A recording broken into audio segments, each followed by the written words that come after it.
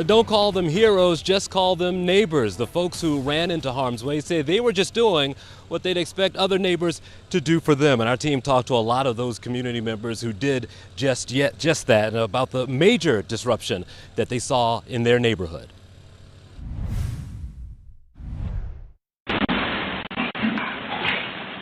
From the deafening seismic boom, I just jumped into action. I didn't think about anything else. to the desperate calls for help. We heard them, help, help, I'm here, help, I'm right here, help me, I'm here, I'm here. Antoinetta Parrish was just one of nearly a dozen people who ran toward the explosion in northwest Baltimore on Monday to help her neighbors buried under the rubble. We kept telling them to call out, just keep yelling, call out. As the unbelievable scene unfolded before their eyes, neighbors like Parrish, Yashim Hammond, and Dean Jones say they did what anyone else would do and started digging. I was gonna jump in there and help, and it could have been me and my grandfather. We was the only one that was in the house, and it could have been us. Honestly, I didn't think. I just said, you know what, someone's in there. And once they said it was a kid in there, it's like I lost it. You know, it's like I gotta get in here now. You know, so I just felt like, hey, what if it was me? I'm not a hero, I'm a human. That's it.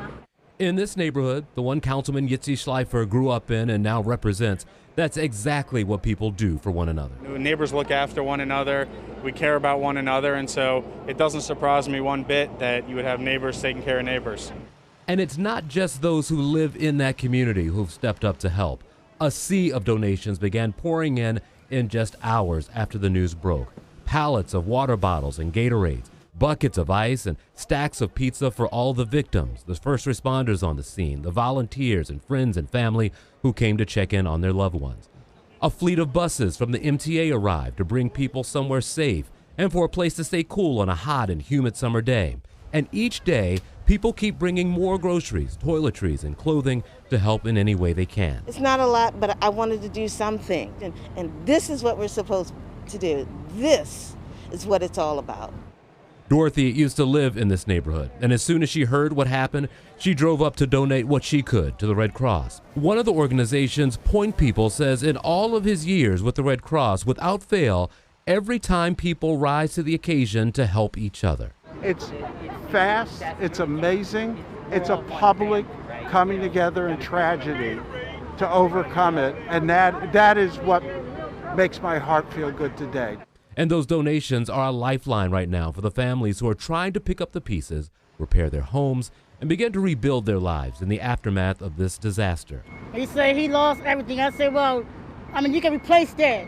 You can't replace your life. Can't replace your life, so right. Yeah. Thank God I'm here. We're here. Talk about it.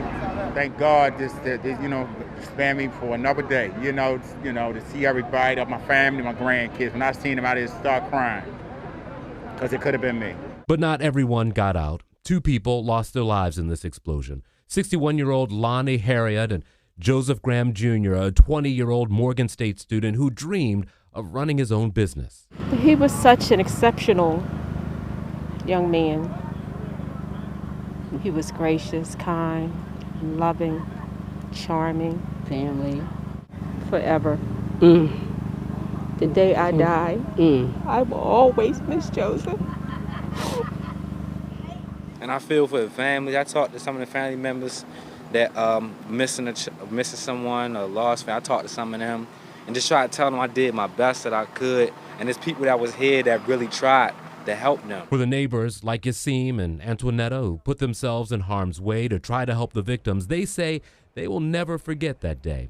But they hope that this tragedy reveals the true heart of our city and its people. Baltimore is great again, and we can come together when we're supposed to in a time of need, and people care about one another here in the city. And from that initial devastation came a truly heroic effort with neighbors helping neighbors and strangers helping strangers overcome a tragedy that no one saw coming. And while we'll never forget the lives lost, we should also never forget how Baltimore banded together to see each other through. It's a spirit that we hope we don't soon forget.